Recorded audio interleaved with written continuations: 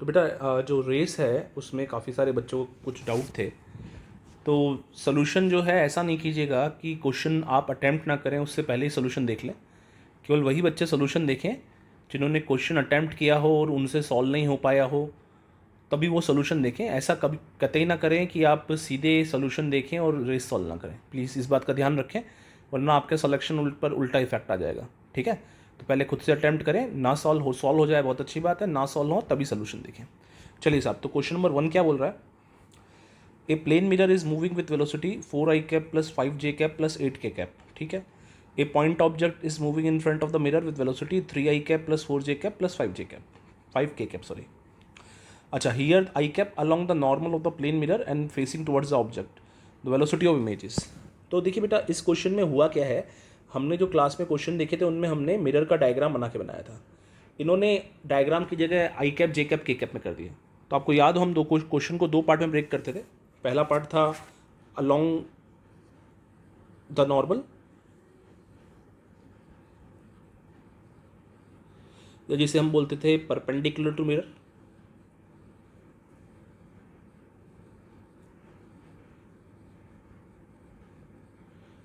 अच्छा, यहां पर एक चीज समझिएगा कि अलोंग द नॉर्मल डायरेक्शन कौन सी है, ये आई कैप वाली डायरेक्शन है। अच्छा, वेलोसिटी ऑफ इमेज का फॉर्मूला क्या था बेटा? इसके ना वेलोसिटी ऑफ इमेज का फॉर्मूला था velocity of image equal to 2 times velocity of mirror minus velocity of object. ये वेक्टर इक्वेशन, लेकिन ये वेक्टर इक्वेशन ध्यान रखिएगा अलोंग द नॉर्मल बोल तो आई कैप के डायरेक्शन लगानी है। क्वेश्चन को दोबारा देखते हैं। देखिए, जो मिरर की वेलोसिटी आई कैप है वो 4i कैप है, तो ये 2 टाइम्स वेलोसिटी ऑफ मिरर की जगह आ जाएगा 4i cap minus velocity of object जो है, देखें तो अपनी वेलोसिटी ऑफ ऑब्जेक्ट जो है आई कैप डायरेक्शन में, नॉर्मल डायरेक्शन में वो 3i कैप है, तो माइनस ये आ जाएगा 3i कैप। सिंप्लीफाई करेंगे तो ये हो गया 8 माइनस 3 कितना आ गया? 5i कैप आ गया। और पैरेलल टू मिरर जो था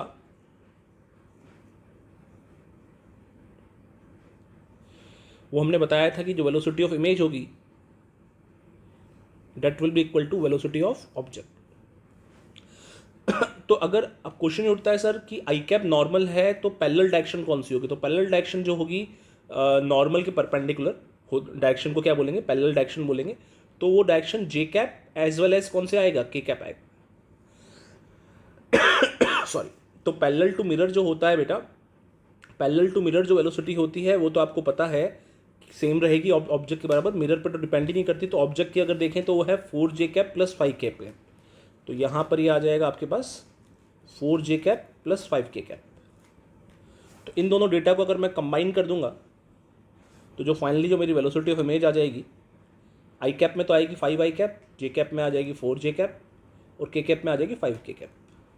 जिसको मिला जुला के अगर अपन देखें तो जो अपना आंसर है वो 545। कौन सा ऑप्शन आ गया बेटा? फर्स्ट ऑप्शन आ गया। अच्छा क्वेश्चन है।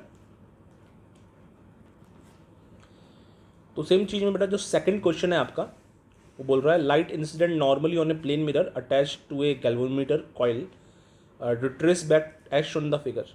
तो रिट्रेस बैक का मतलब ये है बेटा, देखो ये एंगल जो इंसिडेंट है ये 90 डिग्री है, और जब नॉर्मल इंसिडेंट होता है तो आपको पता है रेज जो होती है अपने पाथ को क्या करती है? रिट्रेस करती है। एक current in the coil produce deflection of 3.5 degree in the mirror. तो ये जो डिफ्लेक्शन जनरेट हो रहा है मिरर में वो 3.5 डिग्री का जनरेट हो रहा है। What is the displacement of the reflected spot on the screen placed at 1.5 metre away. तो ऐसा क्वेश्चन तो अपन ने क्लास में भी सॉल्व किया था। तो 3.5 डिग्री है ना ये, तो आपको पता है जब आप मिरर को थीटा एंगल से रोटेट करते हैं तो रिफ्लेक्टेड रे सेम डायरेक्शन में 2 थीटा एंगल से रोटेट कर जाती है, और 2 थीटा यहाँ पर कितना हो जाएगा बेटा? 7 डिग्री हो जाएगा। तो अगर मैं यहाँ पर डिस्टेंस निकालना चाहता हूँ डी, तो मुझे पता है tan 2 थीटा जो हो जाएगा that will be equal to perpendicular D upon base कितना आ जाएगा? 1.5 मीटर आ जाएगा। और आपको बताया था जब एंगल स्मॉल होता है तो tan theta is equal to क्या होता है? थीटा होता है, लेकिन थीटा किस में होना चाहिए बेटा? रेडियन में। तो यहाँ पर ये 2 थीटा ही आ जाएगा जो कि 7 डिग्री है, लेकिन 7 डिग्री को रेडियन बदलना पड़ेगा। तो 7 डिग्री को रेडियन बदलना है तो बेटा इसको पाई रेडियन से मल्टीप्लाई कर देंगे और 180 डिग्री से क्या कर देंगे? डिवाइड कर देंगे। तो इसको सिंप्लीफाई अगर अपन मैं करूँगा तो आप देखेंगे कि साहब डिग्री से डिग्री कट जाएगा, और यहाँ पर डी जो है ये मीटर में है, तो डी इज इक्वल टू मेरा कितना आ जाएगा? 7 पाई बाय 180 इंटू कितना आ जाएगा? 1.5 आ जाएगा, दैट इज 3/2। इसको सिंप्लीफाई कर लेते हैं भैया, है ना। आप चाहें तो इसको 3 से बोल सकते हैं साहब कितनी बार चला गया, 60 टाइम्स चला गया। और पाई को आप लिख सकते हैं 22/7, 7 से 7 कट जाएगा तो ये 22/60 इंटू 2 आ गया, तो 11/60 के आसपास आंसर आ गया आपका। और आंसर जो है मीटर में है, इसको सेंटीमीटर में बदल लेंगे तो अपना आंसर मैच कर जाएगा। 100 से मल्टीप्लाई कर देंगे तो सेंटीमीटर में आ जाएगा, तो ये 11 इंटू 100/60 सेंटीमीटर बदल गया, 0 से 0 कट गया। ये आपका आ गया 110 डिवाइड बाय 6, जिसको आप लिख सकते हैं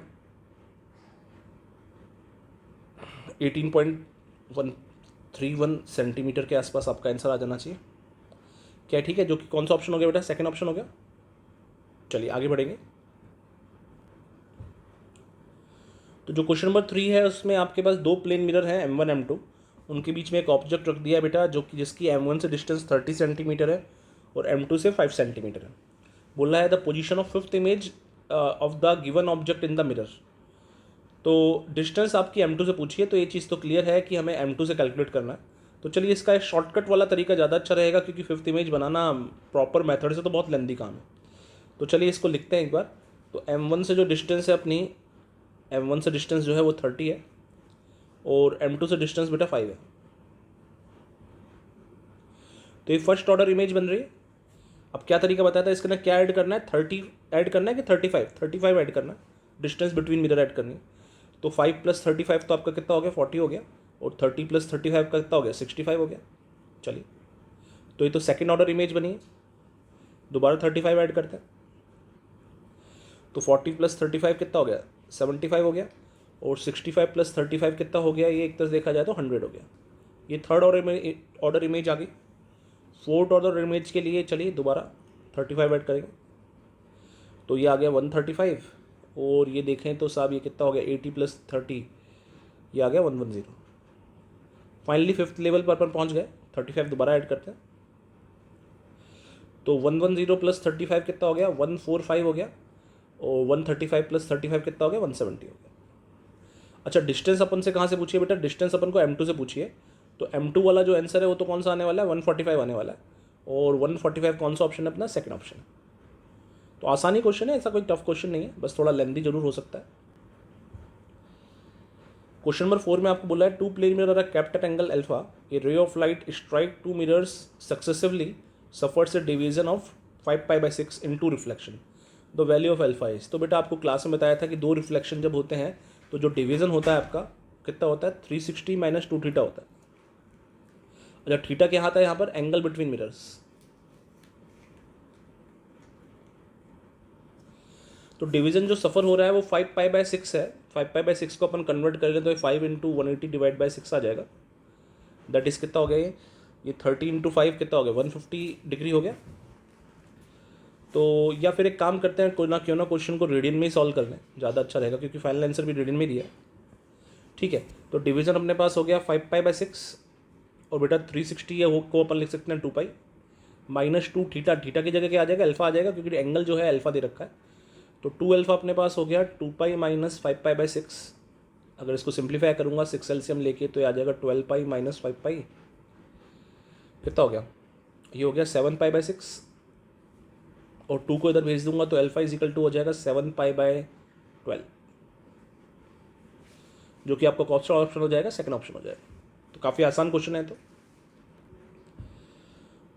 क्वेश्चन नंबर 5 में a point object is approaches the plane mirror with speed 10 metre per second while image recede away from the mirror with speed 6 metre per second, then the direction of magnitude of mirror is। तो देखो साहब यहाँ पर जो दे रखा है इस चीज़ को अगर अपन डायग्राम में बना के समझ लें एक बार, कि एक प्लेन मिरर है, किधर चल रहा है ये नहीं पता, लेकिन जो ऑब्जेक्ट है वो मिरर की तरफ मूव कर रहा है 10 मीटर/सेकंड से, और जो इमेज है वो दूर जा रही है 6 मीटर/सेकंड से। तो वेलोसिटी ऑफ मिरर आपसे पूछिए बेटा। तो यहाँ पर सिंपल सी बात है, वेलोसिटी ऑफ इमेज = क्या थी? 2 times velocity of mirror minus velocity of object. तो वेलोसिटी ऑफ इमेज तो है +6, 2 times velocity of mirror unknown है, ऑब्जेक्ट की वेलोसिटी है +10। इसको सिंप्लीफाई करूँगा तो 2 टाइम्स वेलोसिटी ऑफ मिरर आ जाएगी आपकी, कितनी आएगी? ये आ जाएगी 16। तो वेलोसिटी ऑफ मिरर आ जाएगी +8। और +8 आने का मतलब क्या है बेटा? +8 आने का मतलब ये हो गया कि जो वेलोसिटी है आपकी वो किधर आएगी? वो पॉजिटिव डायरेक्शन में आएगी, और हमने राइट साइड पॉजिटिव ले रखा है, तो ये 8 मीटर/सेकंड किधर आ गई, ये देखा जाए तो टुवर्ड्स द इमेज आ गई या अवे फ्रॉम द ऑब्जेक्ट आ गई। तो 8 मीटर पर second away from the object अपना आंसर जो हो जाएगा वो करेक्ट हो जाएगा। वैसे 8 मीटर पर सेकंड टुवर्ड्स इमेज भी बोलता तो भी सही होता, लेकिन वो ऑप्शन है नहीं।